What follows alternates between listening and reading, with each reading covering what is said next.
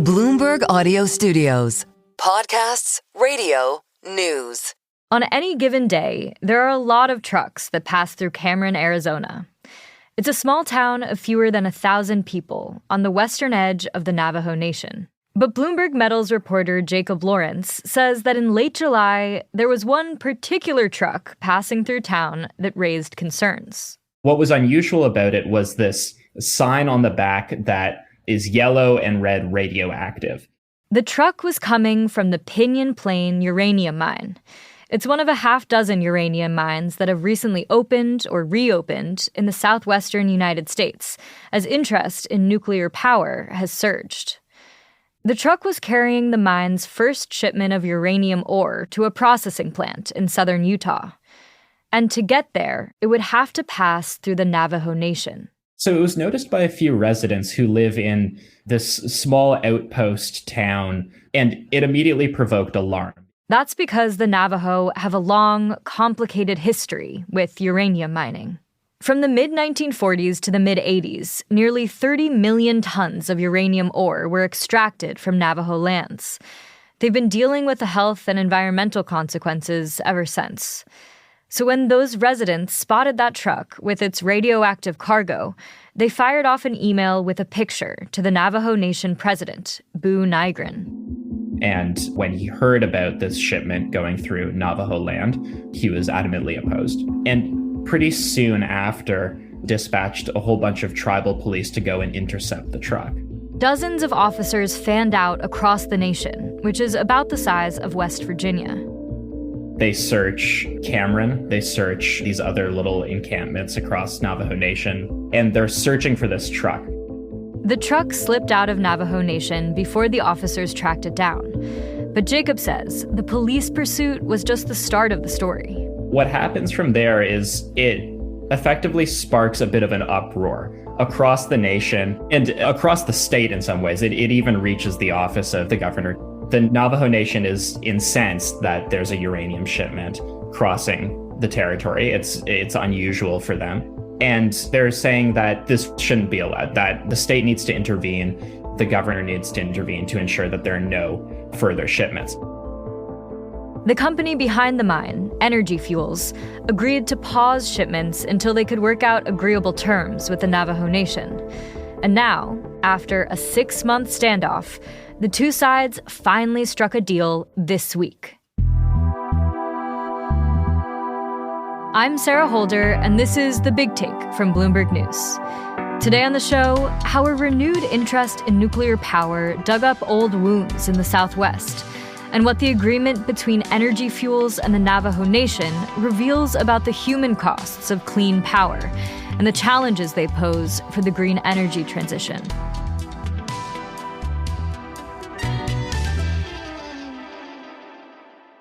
Pinyon Plain, the uranium mine that produced the ore at the heart of the standoff, sits a few miles from the south rim of the Grand Canyon. Bloomberg's Jacob Lorinc went to see it. It's an underground mine, so from surface level, it doesn't look that big. It's about the size of a Walmart parking lot.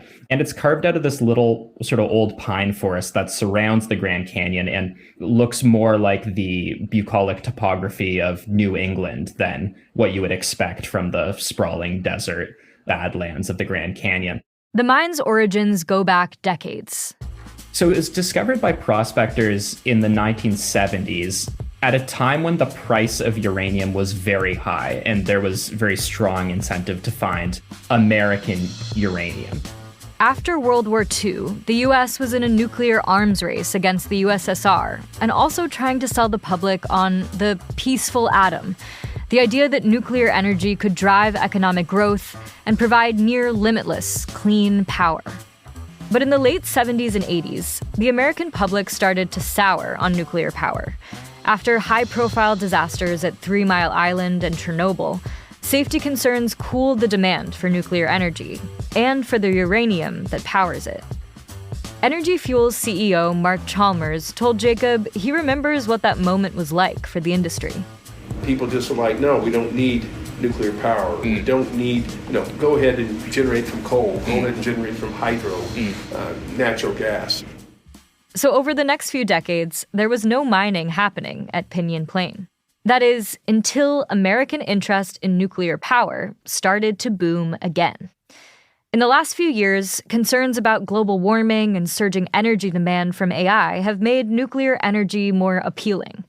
And after the 2022 invasion of Ukraine, many countries needed an alternative to Russian oil and gas.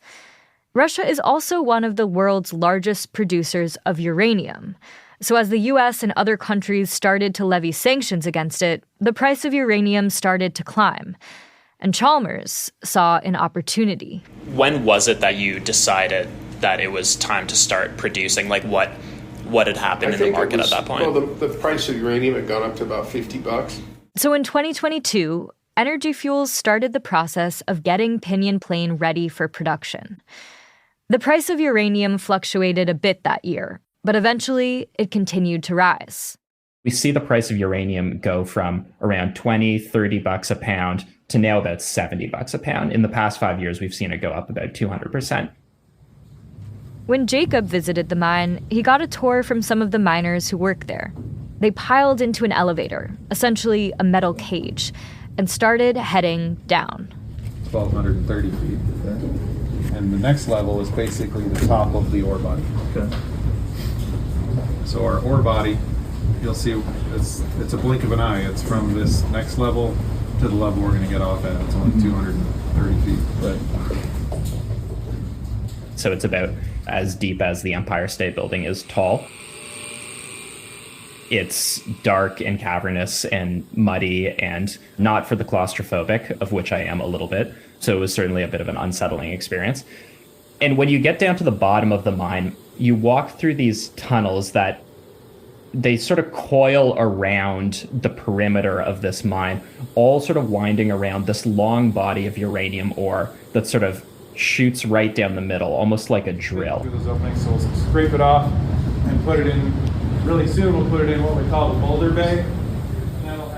And so the tunnels are slanted, and you can see miners who are drilling into the sides of the walls there in search of higher grade uranium ore that's within this body. Last summer, Energy Fuels was ready to send its first shipment of uranium ore to the processing plant in Utah. And in order to do so, the only economical way to transport is through the Navajo Nation. Chalmers maintains that Energy Fuels had permission to use the federal highways that cut through the nation.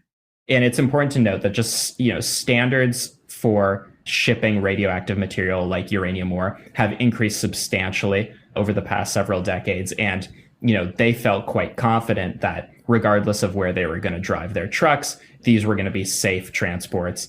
But what Energy Fuels didn't see coming was how the Navajo Nation would react. I don't know that they were expecting quite the pushback that they then received.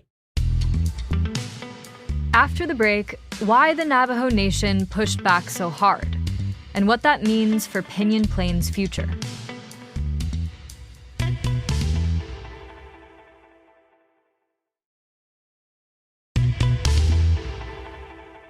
The Navajo Nation has a long history with uranium mining. One Bloomberg's Jacob Lorinc says still feels very present on the reservation today. It didn't take long when I was driving into the territory to start seeing signs and graffiti and murals across the area explicitly calling for, either an end to uranium mining in the area or, please to clean up the mines that have been left idle in the area. It's really part and parcel with, some of the main issues that are top of mind for people who live in that area. Given the history, they're adamantly opposed, even to new outfits like Energy Fuels that, while they're introducing a mine outside of Navajo Nation, they don't want to see any transportation, any shipping of this material through their land. At its peak, how big was uranium mining in the Navajo Nation? How many mines were out there? In total, more than 500 uranium mines were built across the area. Again, these are small mines, so it's not these massive open pit mines. A lot of them are underground, almost mom and pop style uranium, just like these little projects. And as the mines sprang up, jobs came with them. It quickly became a major source of employment on the reservation. A lot of Navajo people went to work at the mines. And, unfortunately, at that time, health and safety standards around mining was quite limited. Consequently, they also experienced pretty profound hardship as a result of being exposed to these mines for such a long period of time. In the 1980s, when the uranium bubble burst, many of these mines were abandoned, shut down without proper cleanup. The miners effectively pack their bags, pick up their shovels, and walk away from a lot of these operations. And tribal members are still dealing with health issues they believe were caused by the mining and the radioactive material that came with it. There have been studies that have linked a lot of these mines to cancer, kidney malfunction, genetic deformities within people who live in the area. In places like Cameron, people were literally surrounded by uranium. Somewhat astonishingly, a lot of the homes that were built on Navajo Nation were built using radioactive uranium waste that was repurposed into concrete. Wow. So if you live in a house around Cameron, there's a good chance that you're living in a home that was built with radioactive material.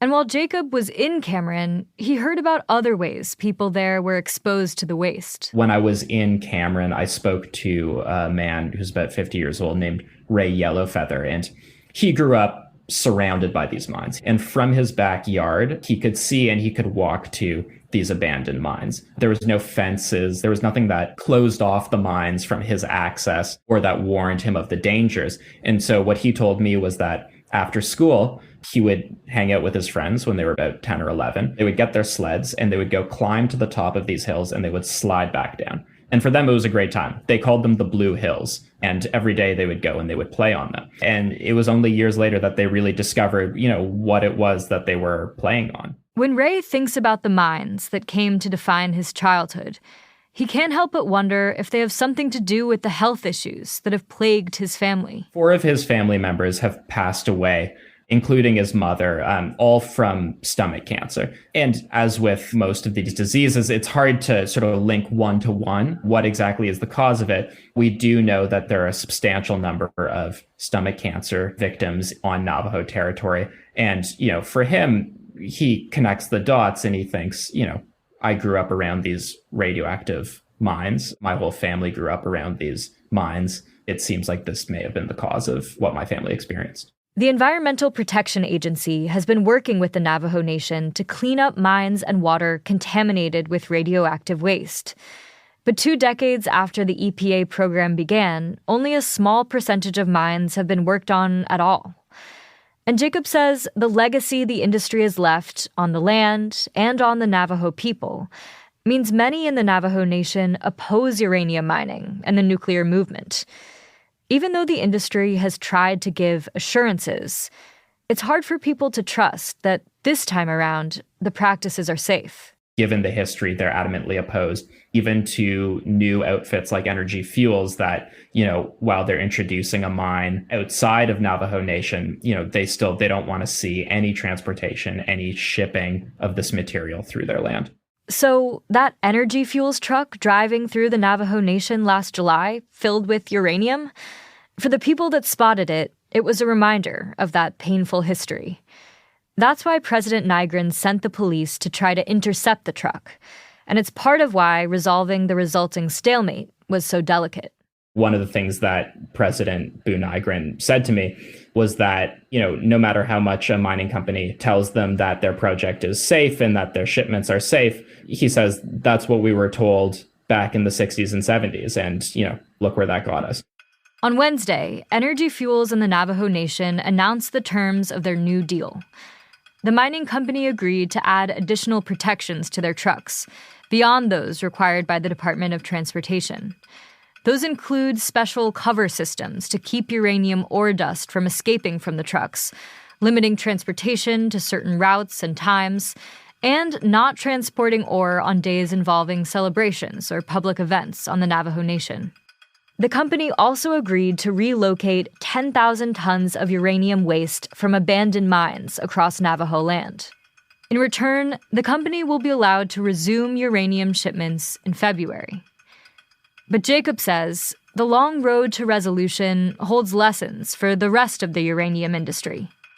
This standoff really forecasts some of the fights that are to come with this kind of onshoring. While these mines are really sprouting up across the United States and in Western countries, they also are going to come into conflict. And I think that we'll see this happen again and again. And it's this, I think, perennial paradox with the mining industry, which is that it supplies incredibly important material, but, at a cost.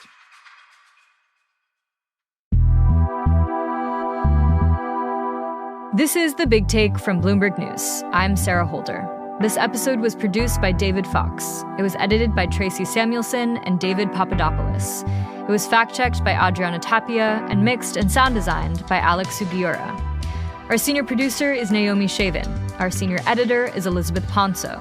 Our executive producer is Nicole Beamsterboer. Sage Bauman is Bloomberg's head of podcasts. If you like this episode, make sure to subscribe and review The Big Take wherever you listen to podcasts. It helps people find the show. Thanks for listening. We'll be back tomorrow.